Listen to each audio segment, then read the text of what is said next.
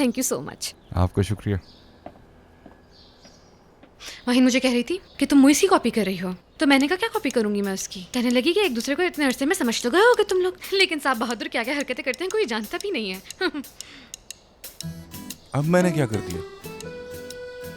ज्यादा नादान बनने की जरूरत नहीं है, बल्कि तुम मुझसे पूछो कि तुमने क्या क्या नहीं किया है जो अब इतना नादान बन रहे हो। बाहर मैं पूरी कोशिश कर रहा हूँ कि कुछ ना बोलूं मैं। 5 घंटे खड़े होके तुम्हारे लिए खाना तैयार करो और उसके जवाब में क्या मिले? एक थप्पड़। अब मेरा ज्यादा मुंह मत खुलवाओ, हम दोनों जानते हैं कि वो टेबल तुमने क्यों सेट की थी उस वक्त। मैं तुम्हारी मेहमान नवाजी अच्छी तरह करना चाहता था। मैं तुम्हें दिखाना चाहता था कि मैं तुम्हें कितनी वैल्यू देता हूँ। इस वजह से मैंने सब कुछ तैयार किया था। तो एक थप्पड़ से तुम्हारा सारा रोमांस निकल गया। सही कहा। कभी कभी समझ में नहीं आता मुझे कि क्या करूं मैं। बस ऐसी मक्खन लगाते रहना। फॉर एग्जाम्पल, अगर एक ऐसी औरत के साथ हूं जिसकी आंखों की तारीफ करने में 1000 साल गुजर जाएं, तो फिर एक इंसान की जिंदगी उस औरत को जानने के लिए कैसे काफी होगी? नहीं समझ सकता। और वो ऐसी लड़की हो जिससे मिलके आप इमैच्योर फील करें और आपकी दिल की धड़कनें काबू से बाहर हो जाए, जिसको देख के आपको ऐसा लगे कि अगर मैं इसकी तरफ बहता चला गया और उसने मुझे कबूल नहीं किया तो मैं सांस कैसे लूंगा? फिर तो तुम सही कहती हो, कभी कभी नहीं समझ पाता क्या करूं। मैं सिर्फ कंफर्म करना चाह रही थी, लड़की हूं ना आखिर में, यानी मैं डर गई थी कि तुम कहीं किसी और लड़की में इंटरेस्ट तो नहीं ले रहे हो।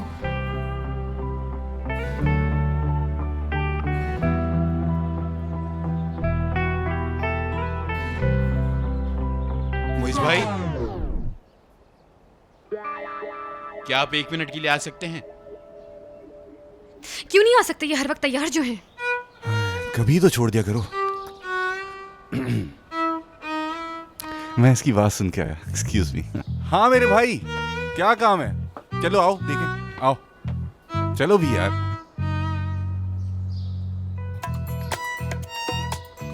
कहीं ऐसा तो नहीं मैंने किसी का दिल दुखाया और उसकी आह लग गई है मुझे, क्योंकि इसके अलावा तो मुझे लग रहा है कि कुछ और हो भी नहीं सकता है।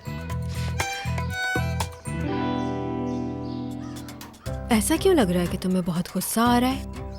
तुम्हारी नजरों से भी लग रहा है कि तुम बहुत उदास हो। और इस बात से तुम खुश हो रही हो, ठीक कहा ना? तुम्हें पता है कि शाहान इस तरह किसी को भी नहीं चाह सकता जिस तरह तुम्हें चाहता था। अगर तुम्हें ये बात मालूम है तो फिर तुम शादी क्यों कर रही हो उससे? क्योंकि इश्क है उससे। उसके लिए कुछ भी कर सकती हूं मैं। और तुम सिवाय तकलीफ देने के किया क्या है?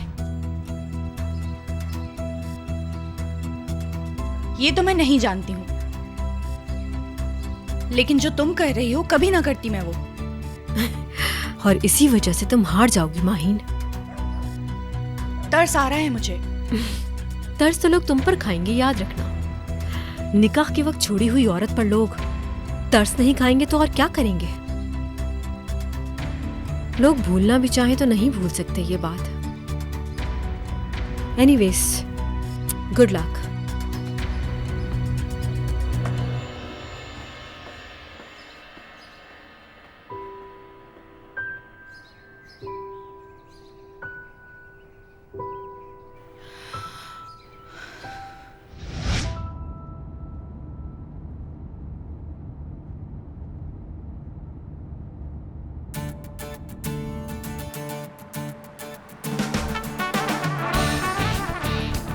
भले ही मुझे कोई कितना भी बुरा क्यों ना समझे, मैं शाहान को इस दलदल में नहीं फंसने दूंगी। कोई दिल नहीं दुखा सकता उसका।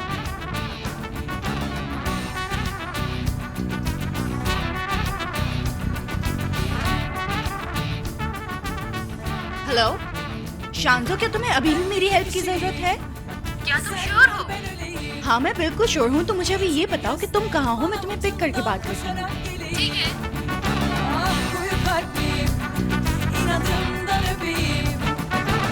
तुमने ये बात सुनी है, तुम्हें पक्का यकीन है ना? शीजा मैडम, मैंने आपसे कई दफा कहा कि मुझे पैसे की बहुत जरूरत है। आपने कहा था कि आप मेरे अकाउंट में डलवा देंगे, लेकिन अभी तक मेरा अकाउंट खाली है। मेरी परेशानी समझें आप। बस आपको यही याद करवाने के लिए कॉल की है। जी ठीक है, शुक्रिया। हाँ बिल्कुल, मैंने यही सुना है, सीरियसली। मतलब उसकी अम्मी बीमार नहीं थी, उन्होंने एक फार्मेसी से जाली डॉक्यूमेंट्स निकाल लिए। आपको पता है ये सब एक झूठ है और इस काम को ऐसे ही खत्म कर दिया। काश तुम उसी वक्त रोक देती उसे। आप ही बताएं मैं क्या कर सकती थी वहाँ। हम सब खामोश थे। मेरे ख्याल से जो उन्होंने रिपोर्ट्स दिखाई हैं, अगर हम प्रूफ कर दें कि वो झूठी काम है बहुत लंबा है यार। शांजो, हमें कोई शॉर्टकट ढूंढना होगा। तो क्या करें? हो सकता है हम लोग शर्मिंदा हो जाएं, लेकिन हमारे पास कोई दूसरा ऑप्शन नहीं है।